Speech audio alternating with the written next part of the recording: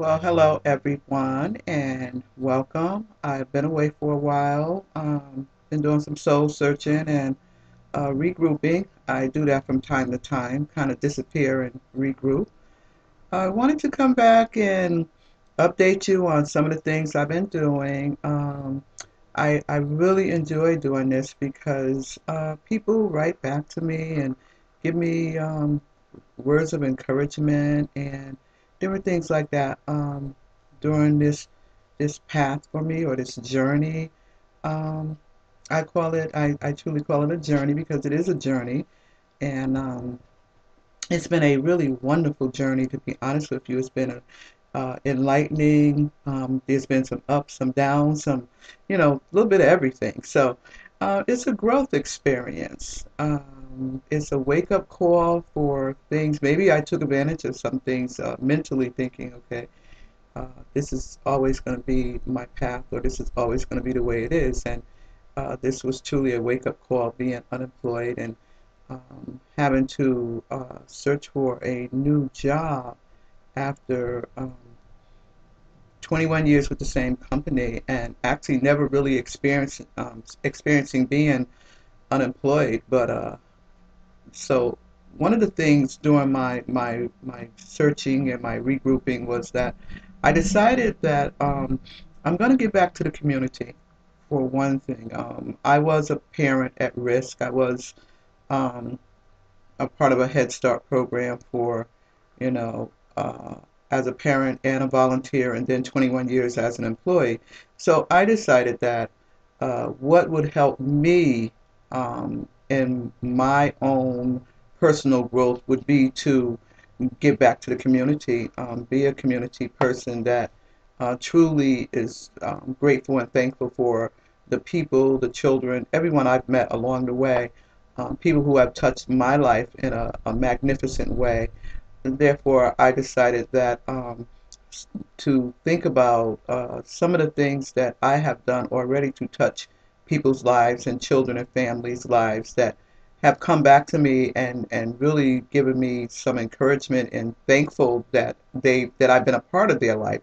So I even staff who has actually come and um, reached out to me and told me how thankful they were that I was a part of their life and that I have done some things to help support them in their lives and they've made positive decisions in their life based on their relationship with me. So I decided that the best thing for me is to give back to the community and volunteer my services to children and families at risk, women and children at risk that have gone through similar um, journeys that I've gone through. Because you can never lose hope. You can never lose that sense of I am somebody. Um, so I'm putting together this whole entire parent group. Um, I actually have done a lot of writing. I started this by writing a book, and I said, you know what? My book really needs other voices besides my own. The book is really into helping parents at risk, children of parents at risk, and uh, talking about community things and what parents can do to support themselves at home as they transition into the schools, and looking for ways to support their child and their child's education and social development. So as I'm writing my book, I decided that, you know what, it'll be a great idea if I can develop a parent group to go along with the book. So that's what I'm doing. And it is such a wonderful experience right now because I've met people along the way that are willing to support me and help me with this venture that I'm reaching out to the community to do. And I I would like to I received offers for donations for one group is offering me their site to hold the parent workshops, which I am so grateful. I can have it at other places like libraries and things like that, but having an organization, a nonprofit organization, reach out and say, "Hey, look, I love your idea. You really come across as a visionary, and we really support you on this. So we're going to volunteer our services by offering you our site to host your workshops." And I'm like, "Oh." this is great. Another nonprofit organization has offered to donate food for the refreshments for the workshops. So I am very, very excited about this. I met another woman who told me that I could come and speak to her organization because their organization also donate to children and families, and that she will also be willing to support me and help me on this. So I'm just like overwhelmed with gratitude. Um, I'm going to be approaching different places asking if they can help me build by donating materials so that I can build parent packs for the parents as I present the workshops, because parents really need hands-on experience, and being able to build the parent packs to offer the parents and show them what they can do with these packs um, would be a great benefit to the families. And all this would be free to children and families at risk. So um, to reach out and do this and have people stand behind me and support me is um, truly, truly overwhelming. It's just a heartwarming experience. So that's what I'm doing right now. I do have a name for the organization. I'm not going to disclose it yet because I have to do all the paperwork for it. So I do have a name. Like I said, I'm still looking for a job. I'm on unemployment. I'm creating these workshops free to parents.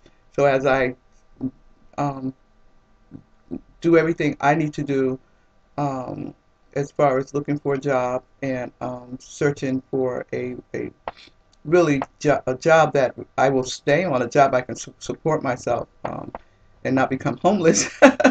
I giving back to the community and offering children and families at risk um, options to help them at home to have an environment that is socially and developmentally appropriate for their child to grow into those preschool years is really, really a a journey for me that I truly feel in my heart that if I were not getting paid, which I am not, this is what I would do.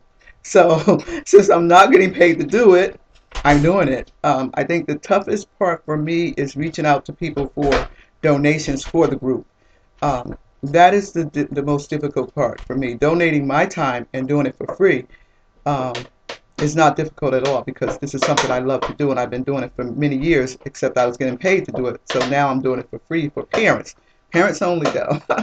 I hope that one day an organization would, contract me, but right now it's just with parents. So um, I'm going to be seeking those type of donations in my community for those workshops. Uh, I don't know how right now. I do have experience with asking for donations, but that's under when I was under a program, and it was quite easy to do, and people were willing to help. But when you're working on your own and you're seeking donations to create a public service to people at risk, I think that if you're not a nonprofit organization, people are a little more leery as to helping you. But the best part for me is that having nonprofit organizations say, hey, look, we're going to support you on this and volunteer some of our services is a wonderful, wonderful, wonderful, wonderful thing for me. So, and just to give you an idea, some of the donations I'm going to be seeking out for two organizations that, or stores or whoever would donate, would be children's books, I think crayons, things like of that nature, um, things that parents could sit down and do at home, which I will be facilitating the groups to go over some things with them, showing them some ideas that to how to do things that are with things that they already have in the home, um, just a whole activity. And I'll share one of my activities with you at a later time.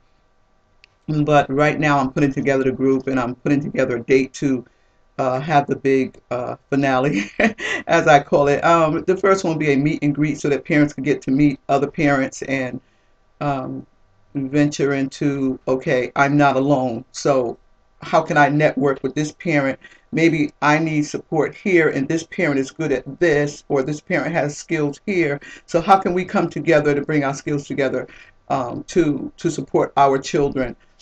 So I think that's one of the things that I really want to do in the beginning is to bring parents together that have children at risk that can support each other as we move through this process. Those were some of the things that helped me as a parent coming up in the system of being a parent with children at risk. Um, and basically, it was economic risk because I was a parent that did not have the economic resources to really put a lot of money, okay, money into my child without uh, limiting some of the basic needs that we had to have in the home. So these are things that parents really, really struggle with on a daily basis. And it will help the community and it will also help the teachers because having a parent come into the classroom or meeting a parent that is well educated in being the role model at home that supports the school systems when the child transitions into the system is would truly truly benefit the school. So and as that child transitions on, later on into life. So anyways, thank you for watching, and I will keep you updated. I'm very excited because a couple of nonprofits have already offered to support me on this project. So I'll keep you posted. Bye.